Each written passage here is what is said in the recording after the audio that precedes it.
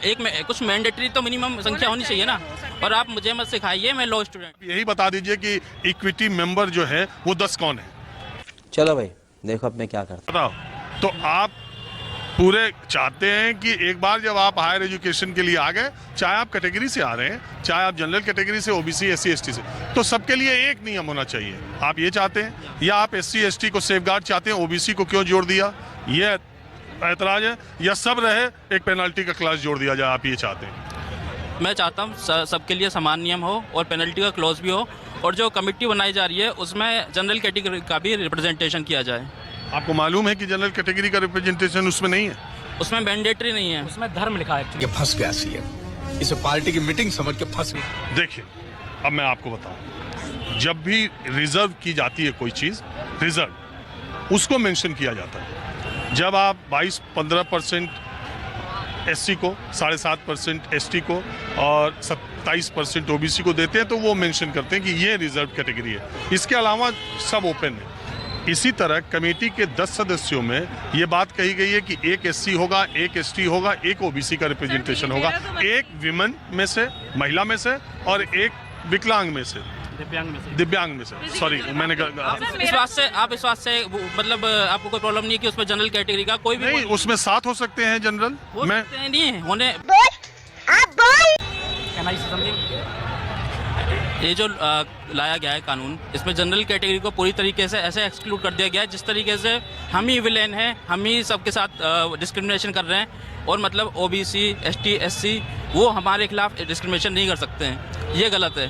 और उसके अलावा अगर कोई फॉल्स कंप्लेंट कर रहा है तो उसके लिए क्या प्रावधान है? कुछ प्रावधान नहीं है। अच्छा, और अभी तो रुको, क्लाइमैक्स अभी बाकी। एक में कुछ मैंडेटरी तो मिनिमम संख्या होनी चाहिए ना। और आप मुझे मत सिखाइए, मैं लॉ स्टूडेंट हूँ, 2nd ईयर का। आप इनको जानते हैं? मैं सिखाने की बात नहीं, आप मुझसे ज़्यादा जानते होंगे, इसमें ऐतराज नहीं है। मुझे आप यही बता दीजिए कि इक्विटी मेंबर जो है वो 10 कौन है।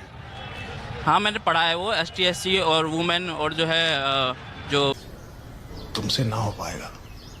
सिविल सोसाइटी के, इस तरीके से लिखा है। बट उसमें ये भी लिखा हुआ है। नहीं, आप मुझे बताइए, जब आप कह रहे हैं कि आप लॉ स्टूडेंट हैं, तो आप मुझे ये बता दीजिए कि इक्विटी मेंबर में मेंबर कौन कौन होंगे।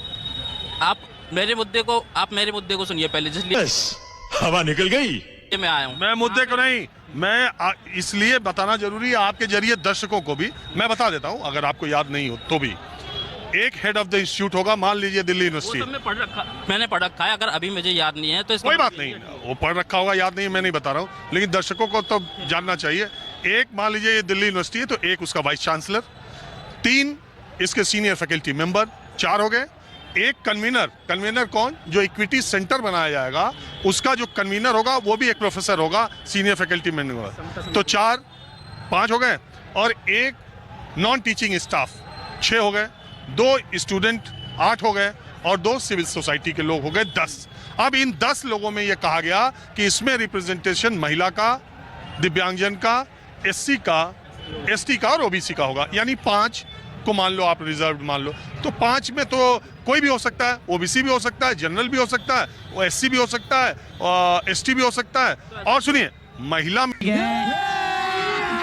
अभी मजा आएगा में भी जनरल हो सकती है, ओबीसी हो सकती है, एससी हो सकती है, एसटी, और दिव्यांगजन में भी जनरल हो सकता है। तो एक ऐसी परिस्थिति भी हो सकती है जिसमें इस इक्विटी कमेटी में 7 लोग जनरल हो सकते हैं। ऐसी भी परिस्थिति हो सकती है, कम भी हो सकते हैं। आप ये मान के क्यों चल रहे हैं कि रिजर्व कैटेगरी? आप भी ऐसा मान के चल रहे हैं कि सबका रिप्रेजेंटेशन होगा? क्यों नहीं होगा? ऐसा कैसे मान के चल सकते हैं? हो सकता है कि सबके उसमें जो है मैं ऐसा मान के चल रहा हूँ, अगर आज की परिस्थितियों के हिसाब से हेड ऑफ द इंस्टीट्यूट किस कैटेगरी से देश में सर्वाधिक है? तो आप मतलब कि जो मेरिट है, जो मेरे सवाल का जवाब दीजिए। बोल वो सब छोड़िए। अब यार ठीक है, जनरल कैटेगरी से है, तो ठीक है। हेड ऑफ द इंस्टीट्यूट है ना, हाँ। मैक्सिमम। हाँ। तो एक हेड ऑफ द इंस्टीट्यूट इसमें सबसे इंपॉर्टेंट हो गया, वही प्रेसिडेंट है इक्विटी कमेटी का। तेरा तो गेम बचाना पड़ेगा। इस तरीके की बात हो रही है कि कानून का मिसयूज़ किया जाएगा। सर, इंडिया में डॉरी एक्ट के बारे में भी यही आर्गूमेंट दिए जाते हैं कि डॉरी एक्ट का मिसयूज़ होता है और कुछ मायने में मिसयूज़ भी होता है। तो क्या आप डॉरी एक्ट हटा देना चाहेंगे सिस्टम से? जब मैटरनल रेप की बात की जाती है तो भी इस तरीके का आर्गूमेंट आता है कि मैटरनल रेप का मिसयूज़ किया जाएगा। तो क्या आप मैटरनल रेप के भी खिलाफ में? मैरिटल रेप के इसी तरीके से जब जिस भी तरीके की चीज़ें कानून आया जाता है, डॉरी एक्ट की बात कर लीजिए सर, आप किसी भी तरीके के डिस्क्रिमिनेटरी लॉ के जब भी लाया जाता है उसके खिलाफ, तो इस तरीके के आर्गूमेंट आते हैं। मैं हंसराज से हूँ सर, हमारे कॉलेज में सर इंटरनल में नंबर दी जाती है लोगों का सरनेम देख करके। बात तो सही है।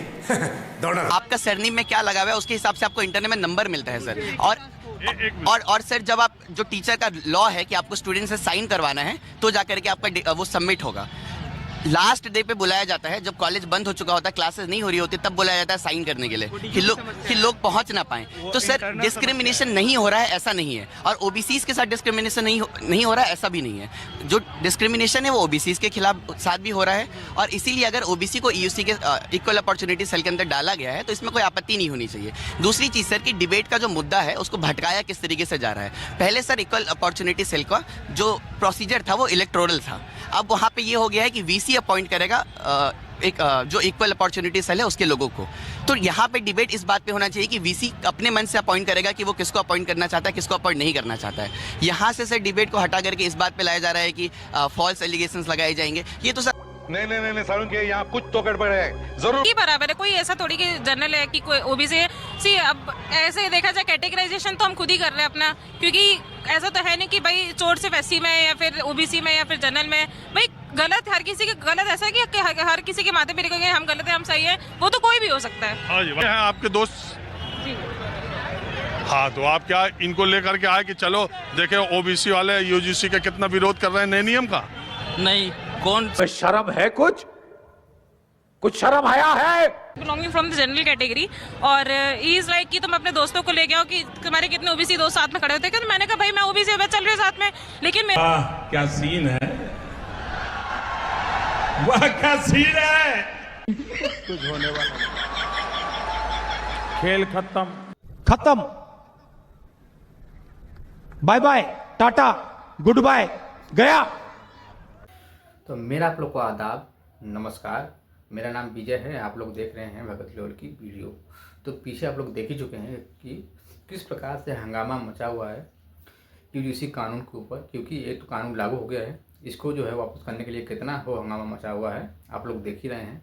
तो लोग इसको समझना नहीं चाहते हैं, क्योंकि लोगों को जो है अफवाह में उड़ाया जा रहा है और लोगों को बरगलाया जा रहा है, क्योंकि इसके बारे में लोग पूरा समझ ले रहे हैं। ये कानून जो है किस लिए बनाया गया है, किस लिए लागू किया गया है।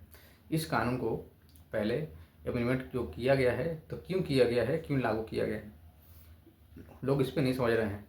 लोग समझ रहे हैं कि हमारे ऊपर थोपा जा रहा है जनरल कास्ट के ऊपर, क्योंकि उनका इसमें नाम नहीं, इसीलिए उनको ऐसा लगता है कि हमारे ऊपर थोपा जा रहा है। लेकिन ये कानून किसी के ऊपर थोपा नहीं जा रहा है। ये वहाँ पे जो है बड़े बड़े यूनिवर्सिटी में उसको जो है जातिवाद को रोकने के लिए बनाया गया है। जो लोग जाति देखकर नंबर काटते हैं, जाति देखकर जो खसरा सुनाते हैं, इंटरव्यू लेते हैं, उसमें जो है इसको जो है लागू किया गया है कि वहाँ पे जातिवाद ना हो, क्योंकि वहाँ पे बच्चे इतना मेहनत करके जाते हैं और वहाँ पे जाति के नाम पे नंबर कट जाते हैं और उनका सिलेक्शन नहीं हो पाता है। तो उसको रोकने के लिए एक कानून बनाया गया है, ये किसी जाति के ऊपर नहीं है। तो हमारे आज की वीडियो कैसी लगी आप लोग हमें ज़रूर बताएं कमेंट करके, और अपनी राय इस पर ज़रूर हमें बताएं।